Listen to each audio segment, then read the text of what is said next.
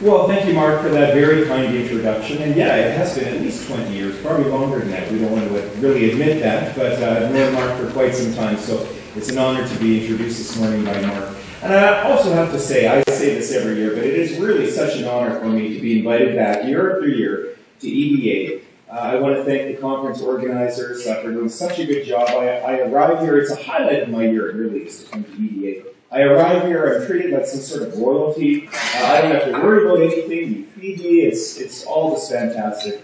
And it's really great that I've gotten to know so many of you personally year after year and developing some very nice friendships within EDA. So I feel very much honored and at home to be here this morning, to talk to you this morning.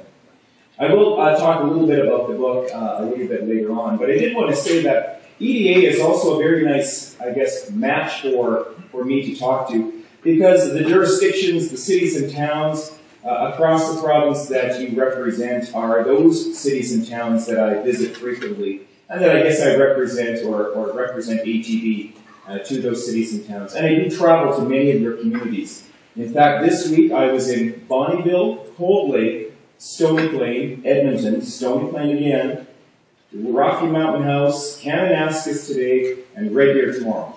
So that's not quite a typical week for me, but I do get around the province and I try to visit as many towns and cities as I can. And I do hope, in fact, that some of you might give me a call sometime and take advantage of the fact that I am available to come and do presentations or come and do talks or seminars. That's exactly what ATB would like me to be doing. So I am a resource that's available to everyone throughout the province, and I would love to build some of those relationships with your own local economic development authorities. All right, on to what I want to talk about this morning. The title of my presentation, Alberta Economy 2012, A Game of Skill and Chance. Let's see how to record this. Anyone remember what this game is? You have to be at least as old as me. Stock ticker, yeah. Some of you will know this immediately. But usually you have to be at least as old as me to remember this game. This is a game of stock ticker. Popular board game from the 50s and 60s. I don't know if people play it a whole lot anymore. However, I did get caught up in a game of stock ticker over the Christmas holidays up at my parents' place in Edmonton. And it kind of struck me that stock ticker really does a good job, in fact, mimicking what goes on in stock markets and commodity markets, the way things move up and down and you buy and trade stocks. Now, in the real world, there is a little bit more to it, obviously, than the game. But I thought there's some understanding that we can gain, some insight we can gain from a simple board game like this.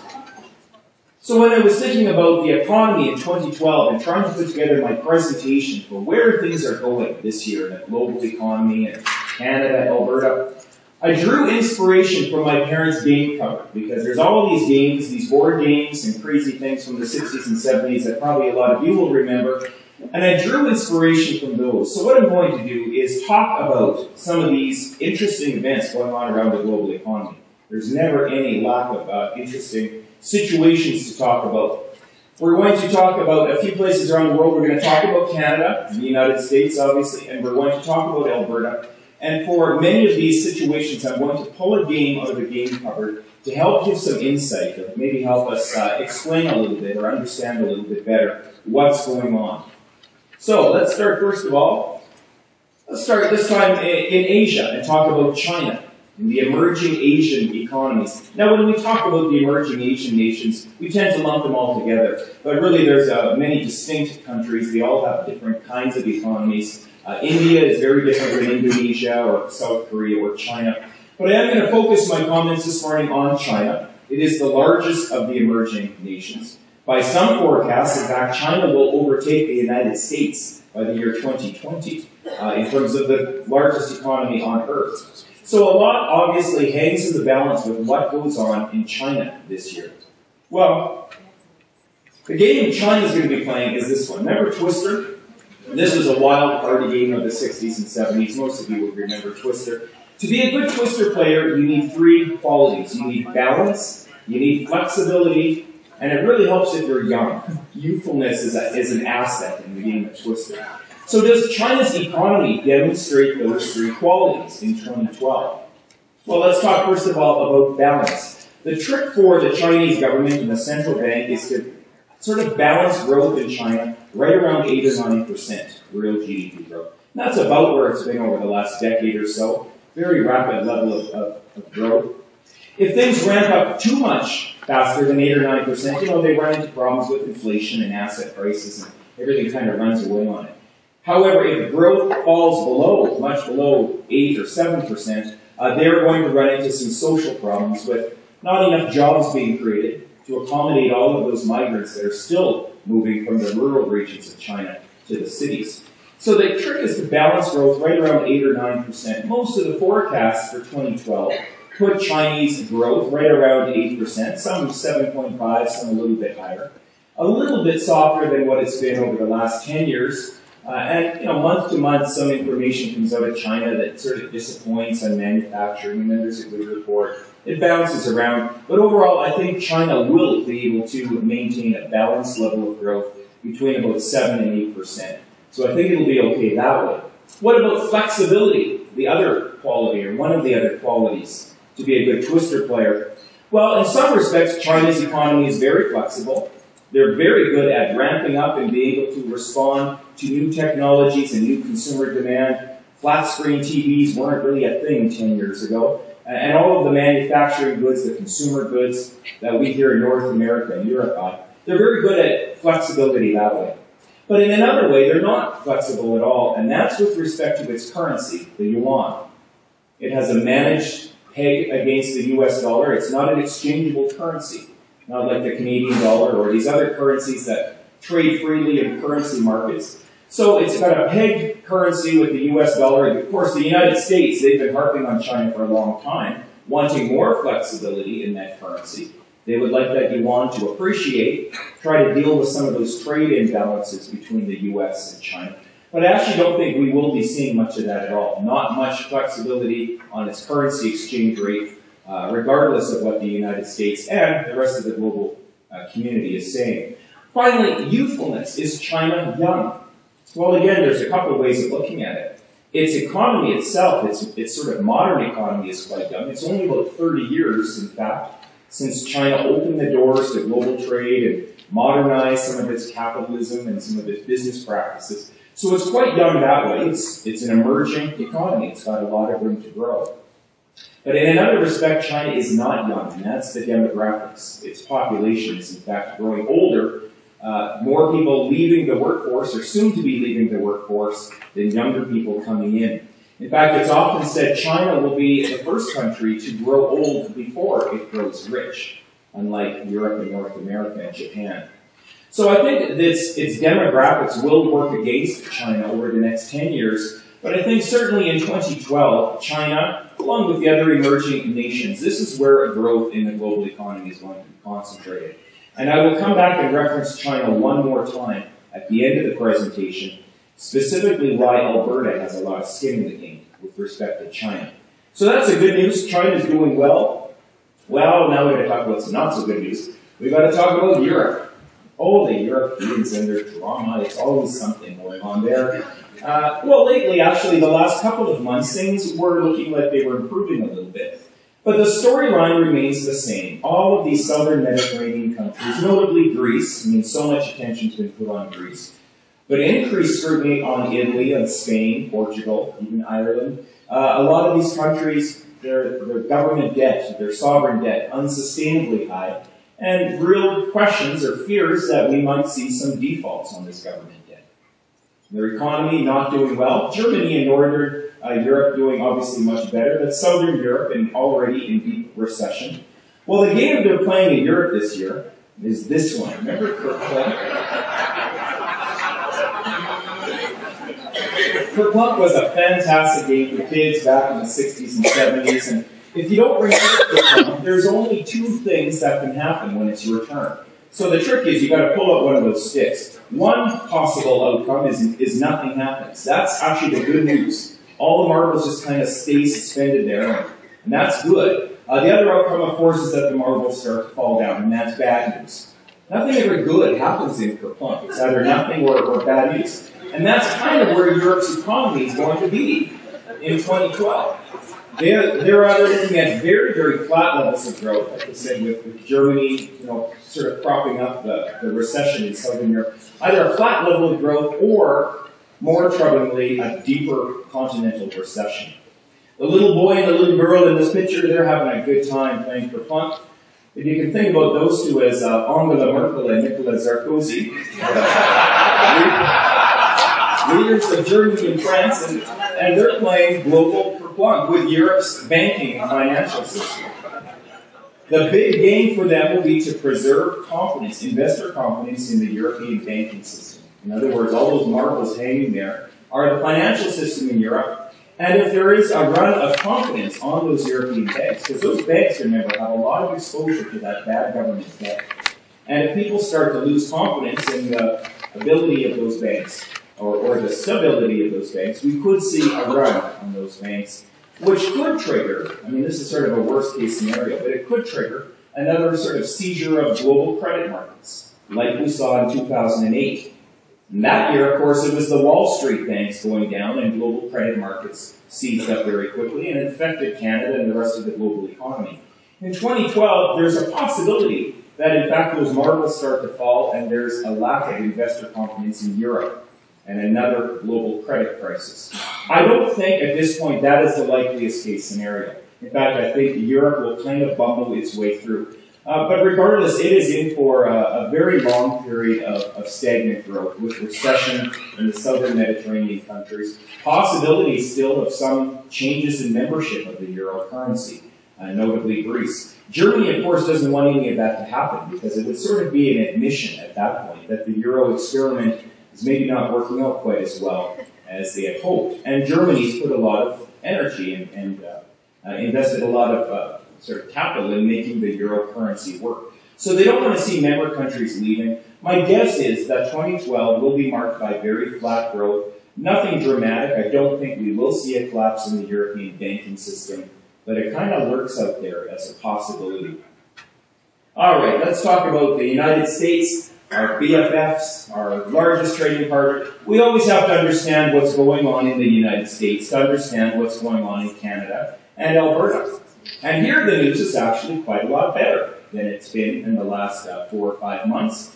Most of those indicators in the United States are actually now showing some encouraging signs.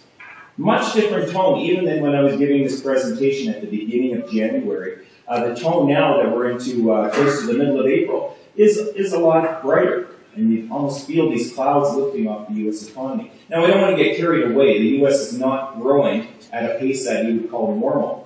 Nor is the unemployment rate anywhere as low as it should be. But the two big problems in the United States, the labor market and the housing market, in both of these we are seeing some encouraging signs. The housing market, those signs have been very, very timid, but at least they're pointing in the right direction. The rate of foreclosures in some of those states that were hit pretty badly, Arizona and Nevada, there's still foreclosures, but the rate of foreclosures is less. And in some of those states where, in fact, they weren't hit as hard, the Pacific Northwest and the mountain states, now we're seeing real estate prices on the rise again, gradually, but they're all moving in the right direction. So I think the best you can say is that the housing market in the United States has definitely seen the worst, and it is now on a very, very slow and gradual improvement. The labor market, a little bit better news there. In fact, the last 7 months in a row, the U.S. economy has been adding jobs. And it actually looks like it's gaining a little bit of momentum. Now, the very last month we have numbers for, the month of March, those numbers were a bit disappointing. Economists had hoped for 200,000 new jobs created. It only came in at about 120,000 new jobs, which was lower than what was hoped for, but at least it's still an increase in jobs. It's not a drop of 120,000 jobs. So for 7 months in a row, the U.S. economy adding jobs, they're all in the private sector. These are not government jobs being created anymore. But government is still shedding jobs. So all of that is encouraging. That unemployment rate's gone from 10.2% when Mr. Obama took office to 8.2% today. Still needs to fall about 3 more percentage points before you would say it's sort of a balanced labor market. But it's moving in the right direction. The game the United States is going to be playing this year is this one. Remember Operation? Operation is, unlike some of those other games, Operation is entirely a game of skill. There is no luck involved in operation. There's no dice. There's no drawing of cards. It takes a skillful hand. You know how it works. You got to go in there with those little tweezers and you got to remove the little bits of plastic, and you can't touch the side or you're going to light up the guy's nose, right? That's the game. Well, the U.S. Federal Reserve, for the last 4 years, they've had a task ahead of them.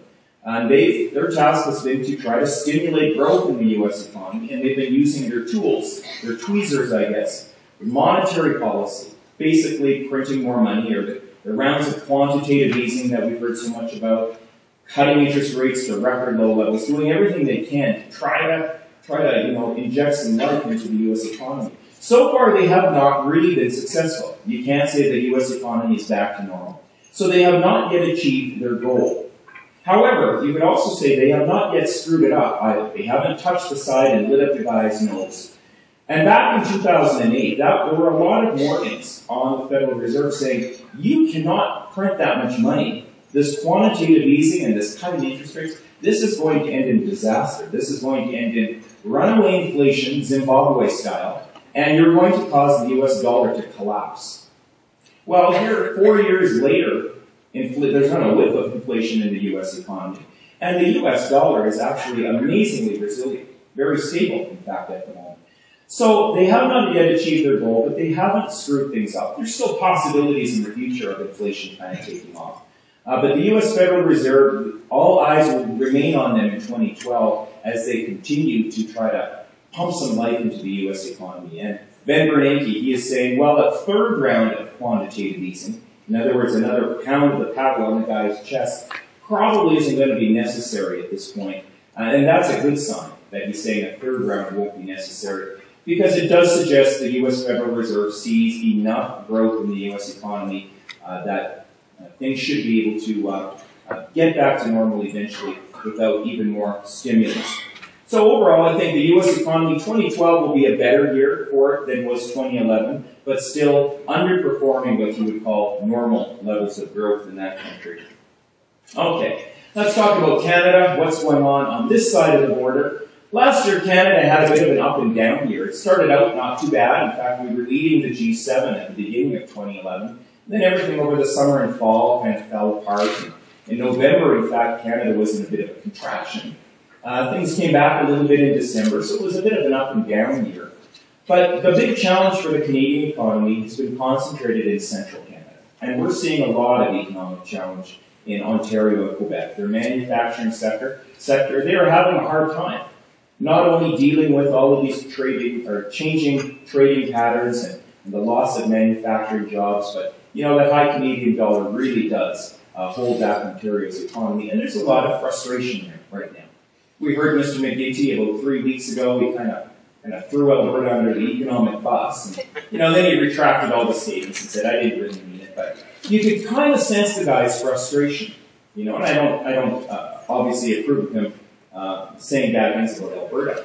But, in a lot of ways, he's right. That high Canadian dollar is holding back Ontario. And you can sense the frustration in the man's voice. He's trying to put together a provincial budget, and their economy's not doing well. But the game Canada is going to be playing this year is this one. Anyone remember Ants in the Pants? Ants in the Pants is a fantastic game if you're 3 years old, or if you have a lot of gin. Otherwise, it's not a very compelling game. And the reason it's not a thinking person's game. It's really a game of luck. You flip the ant and you try to land the ant in the pants, and that's all there is really to the game. Not a whole lot more to it. And that's sort of where Canada is. I don't want to suggest that that our policymakers don't have some very important decisions. But Canada, we really are playing more of a game of luck in 2012 because we are so dependent on what's going on in the global economy. Obviously, the United States affects our economy. The global headwinds and the trouble in Europe and the financial system there is affecting Canada. And even the growth prospects of the emerging Asian economies affects Canada, notably those commodity prices. And we don't have any control over these external factors. So in some ways, we just kind of have to hunker down and hope that the global economy sort of pulls itself together in 2012 and lifts the Canadian economy. There are certain things, in fact, within our own domestic control, and some policymakers will be looking at these, notably around household debt. This has been the #1 concern every time Mark Carney opens his mouth, he kind of gets on this, household debt's too high. The federal government is a little worried about it, worried about perhaps some real estate bubbles building in Toronto and Vancouver, notably. So we may see some changes. In fact, I would anticipate some changes to that CMHC, the mortgage lending, probably lowering that amortization to 25 years. I think we could anticipate that in 2012. Some policy measures around trying to sort of make sure household debt, in fact, doesn't rise any further or get out of control.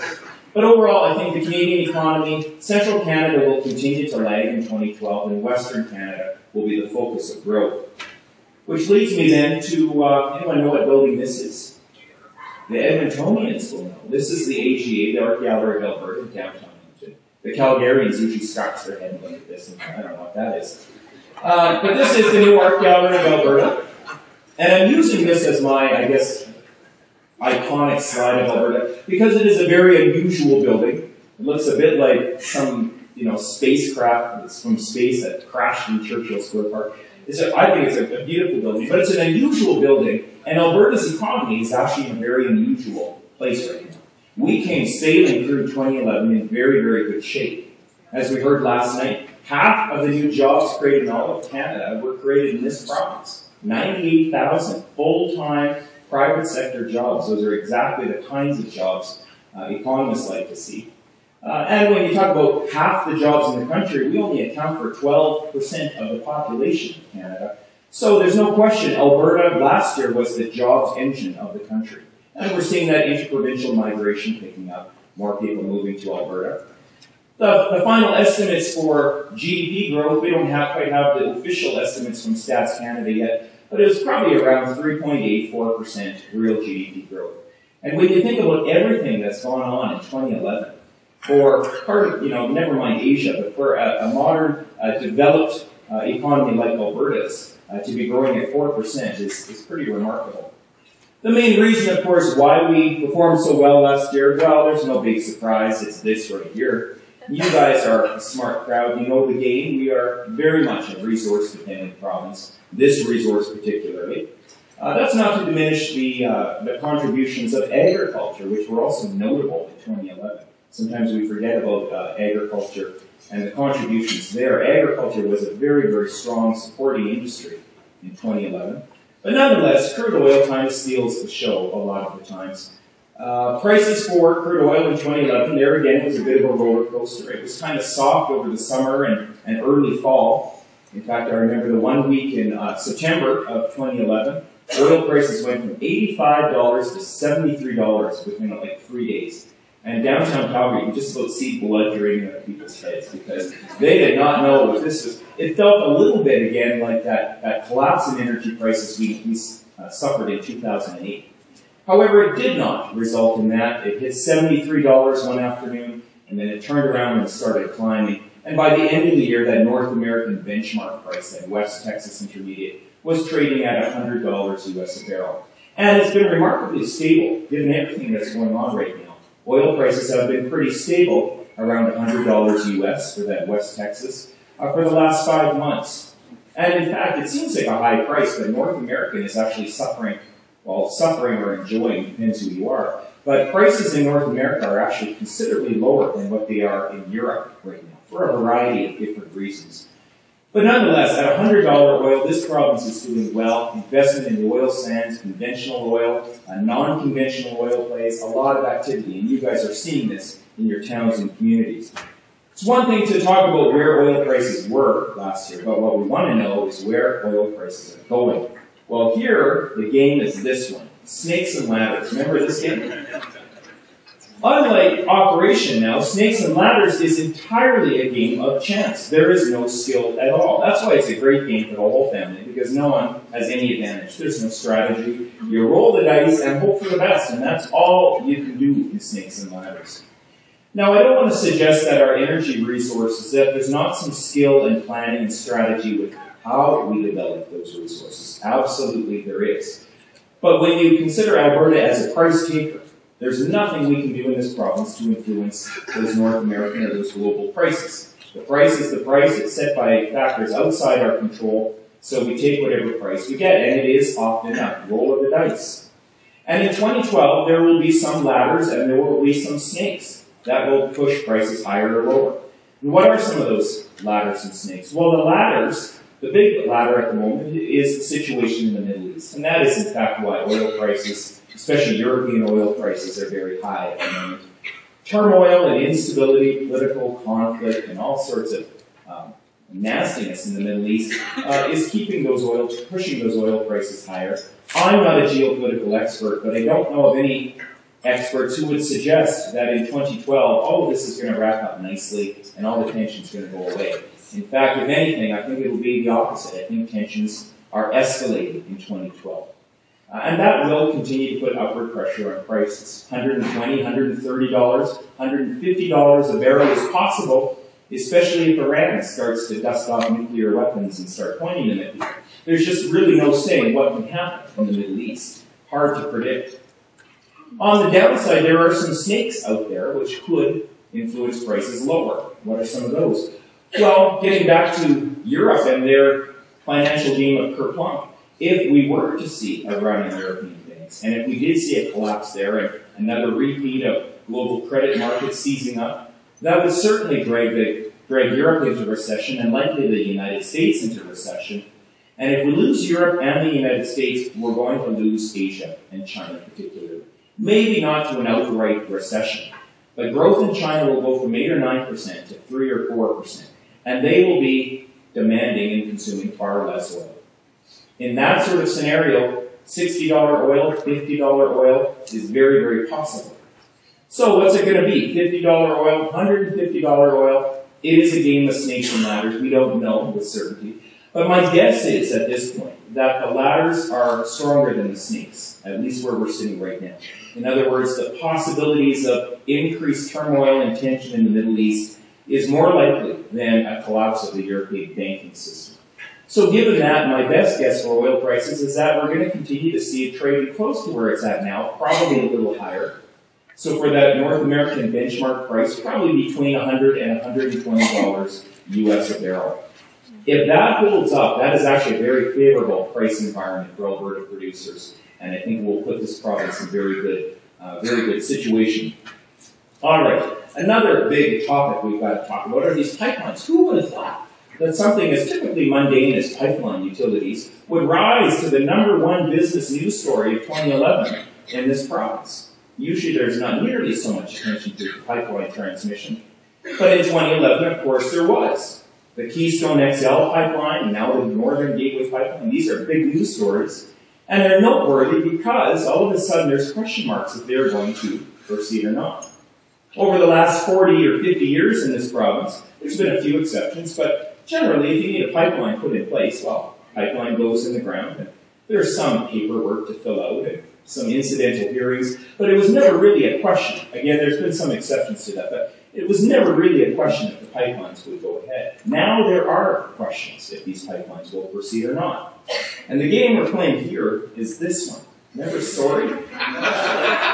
Yeah. If you haven't played Story, the game of Story, you got to move your little token around the game board, and out of the blue, without justification, someone hands you a Story card. And it's very frustrating because if you get handed a story card, you got to start at the beginning. You got to move your token all the way back to the start. And it's, you did nothing to deserve this, but that's just the way it goes. And Alberta, at least Alberta's energy industry, was dealt a story card by Mr. Obama in October, and another one in January saying, sorry, Keystone, I don't even know if he said sorry, but he just said, Keystone XL, we are not approving this project, at least not in its current form.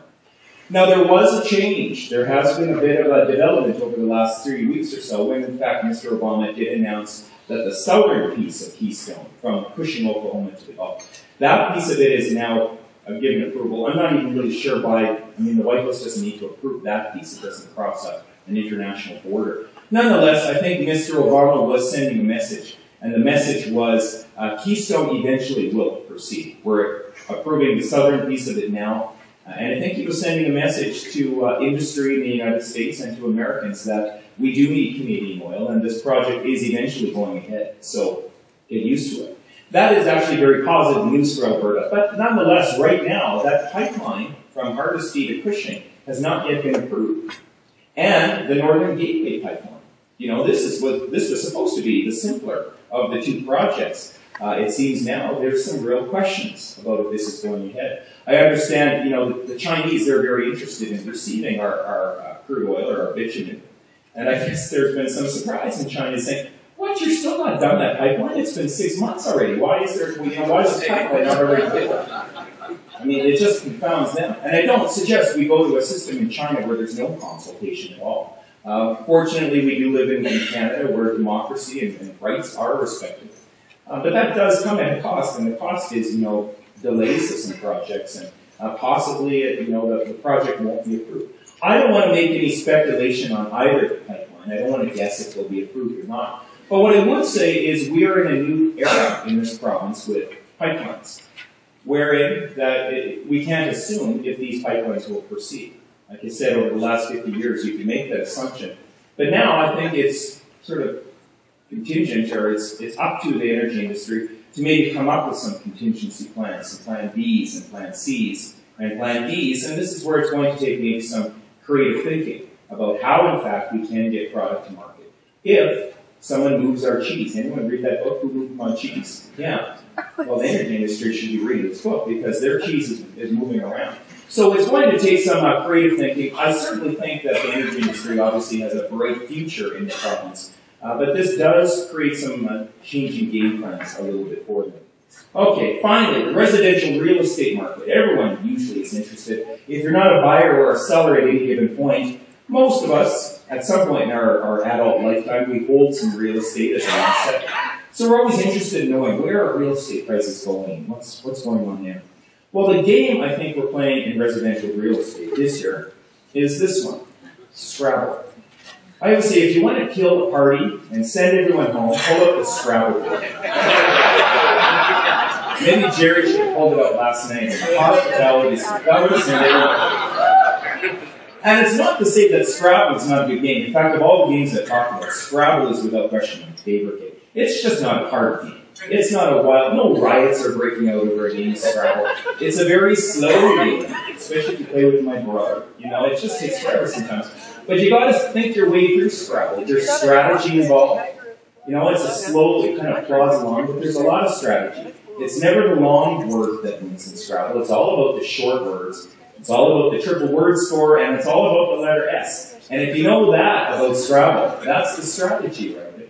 Real estate in Alberta, without exception, the developers and home builders I'm talking to, they've all got projects on the go. In fact, home starts are trending upward again. The last month we have numbers for March. We're still way below the record-setting years of 06 and 07. So you could look at those years and say, well, we're still like 30% below those peaks. But if you look at the 10-year average, we're right around the 10-year average.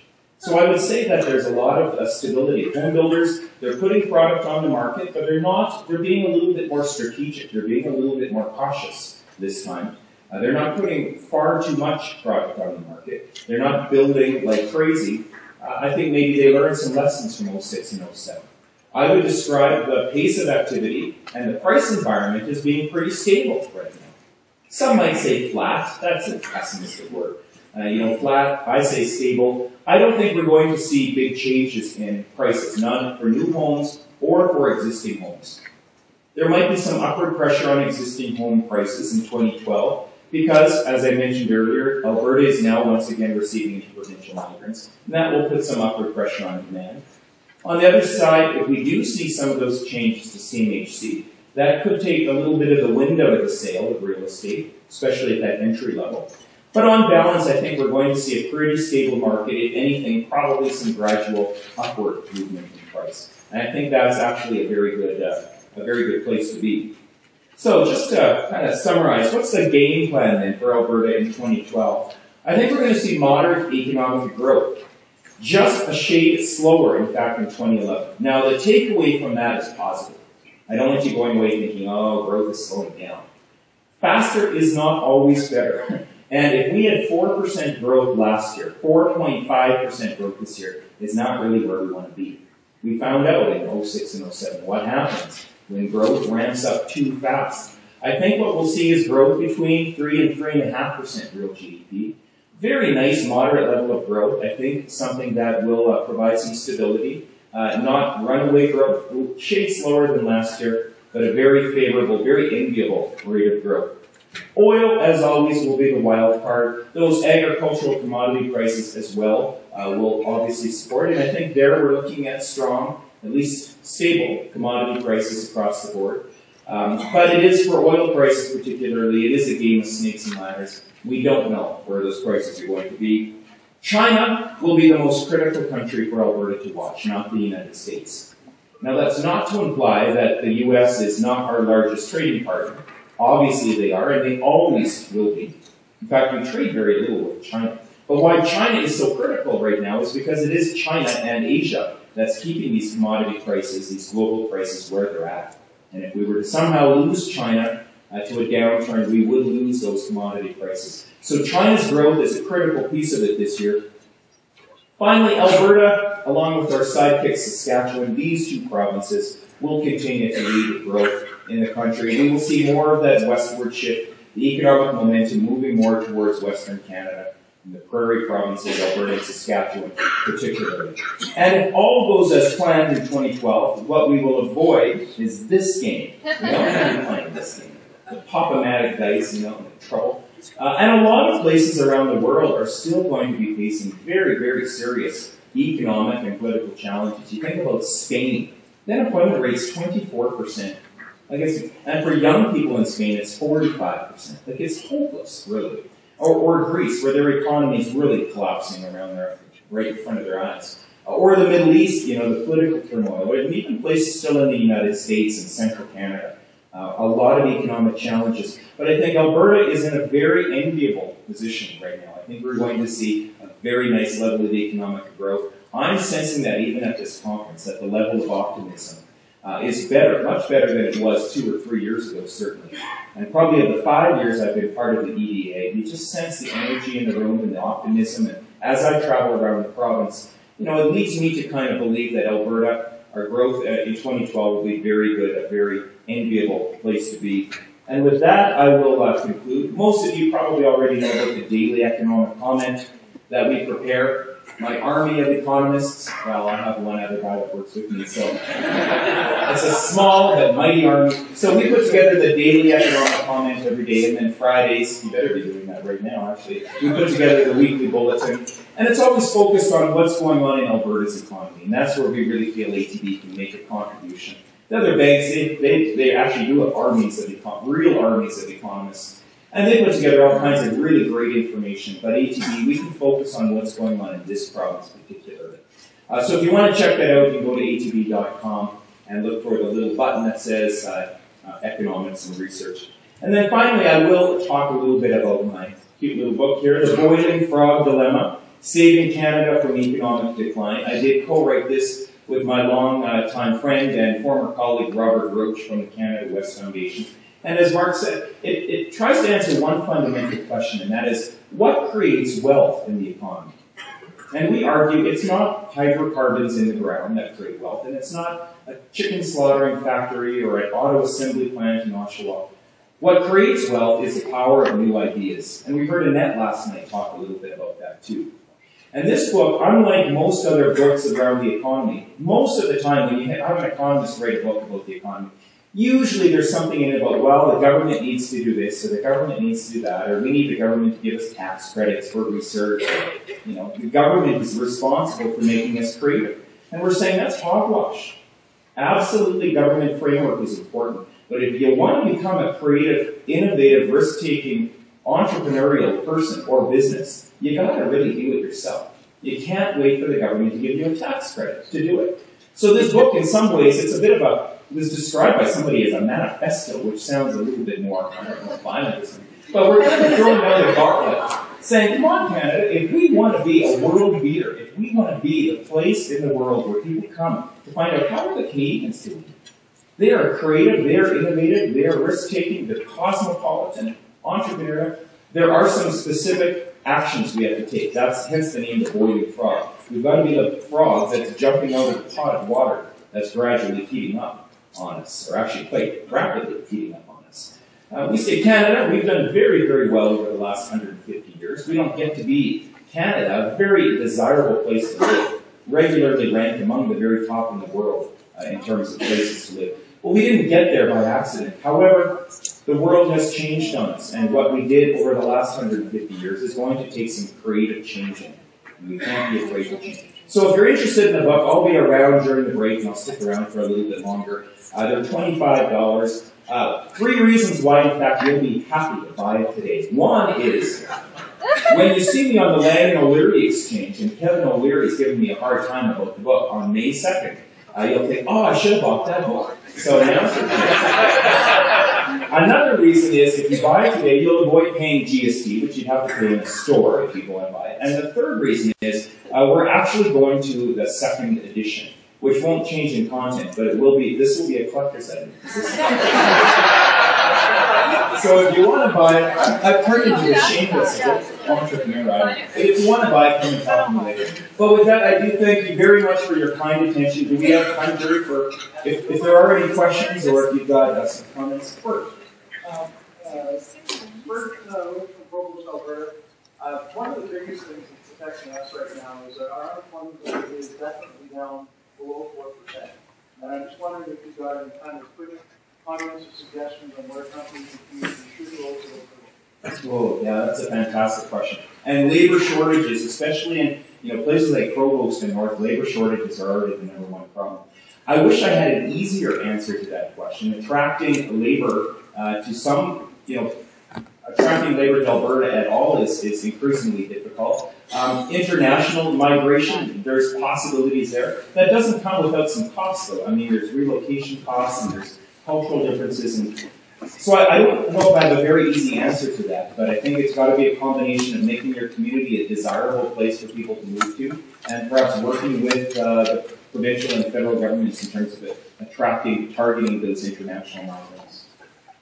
But that's a big question for a lot of communities. So are the labor shortages in Canada that there's a possibility of you mentioned that kind of our strategy this year is to work mostly at Ontario, where some of the pockets are still up around 8 or 10%. Yeah.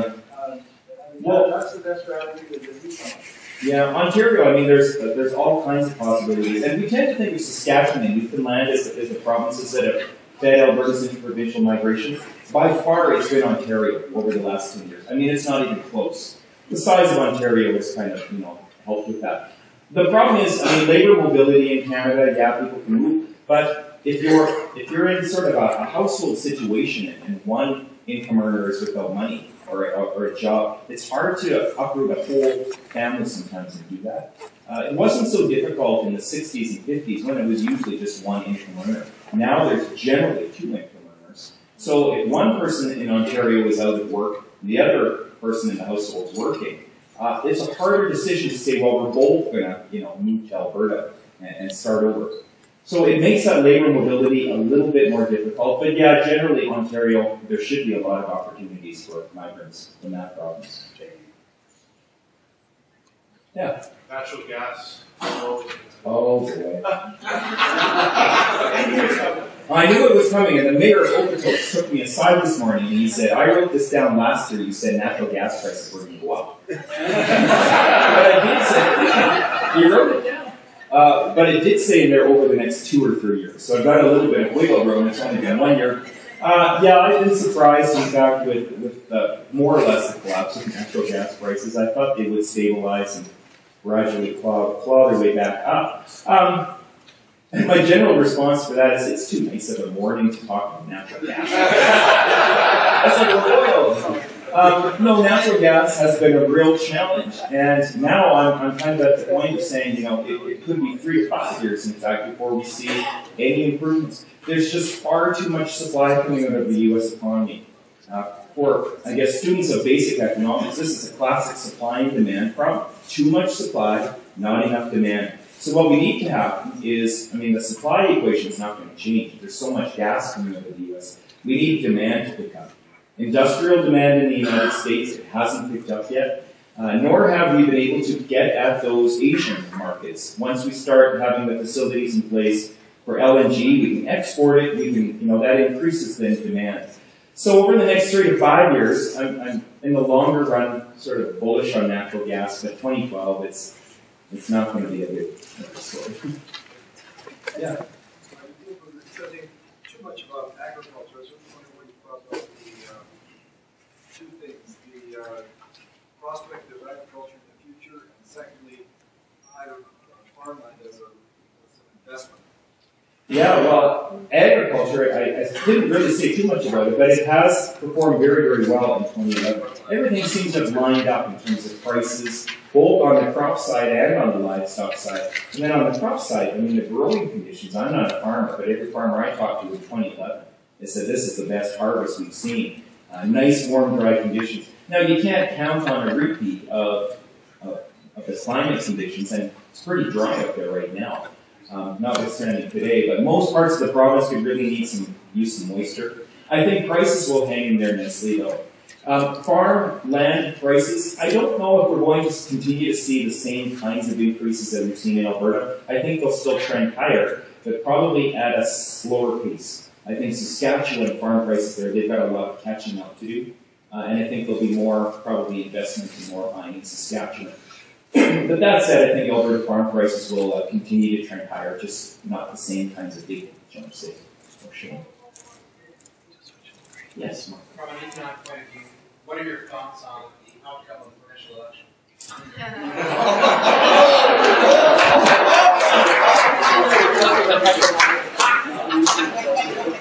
I'm not sure what elections you're referring to. I didn't know there was one on. No, I can't really comment. Mark knows I can't comment about this. I work for a Crown Corporation.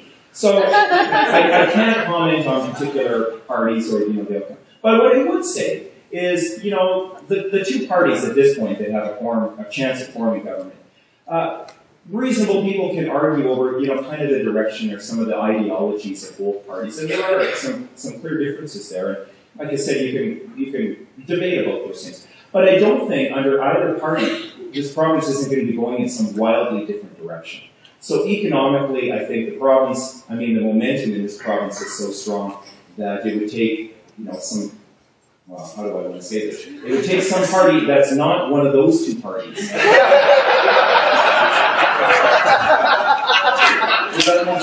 to really derail things. I should probably just stop talking here. So the long and short of it is, I think we'll be fine. Thank you very much.